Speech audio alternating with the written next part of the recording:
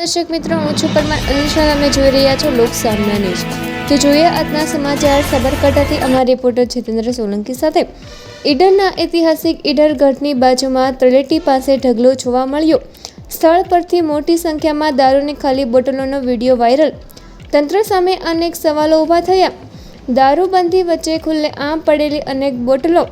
ખાલી બોટલો પરથી વિસ્તારમાં દારૂના સેવનનો અંદાજ લગાવી શકાય. દારૂની બોટલો સાથે મેડિકલ વેસ્ટનો જથ્થો પણ ઠલવાયેલો જોવા મળ્યો. ઇન્જેક્શન, એન્ટીબાયોટિક ડોઝની ખાલી શીશીઓ સહિતનો કચરો ખુલ્લામાં પડ્યો. જાહેર સ્થળે જોખમી મેડિકલ વેસ્ટ ફેંકાતા આરોગ્ય સામે ખતરો ઊભો થયો. આસપાસ નાના ભૂલકાઓની અવરજવર હોવાનું દેખાઈ રહ્યું છે. જવાબદાર તંત્ર દ્વારા તાત્કાલિક સફાઈ અને તપાસની માંગ. કુદરતી સૌંદર્ય ધરાવતા ઈડર પહાડ વિસ્તારને પ્રદૂષણથી બચાવવા લોકોમાં રોષ ફેલાયો. તો ફરી મળીશું એક નવા સમાચાર સાથે. ત્યાં સુધી જોતા રહો લોક સામના ન્યૂઝ.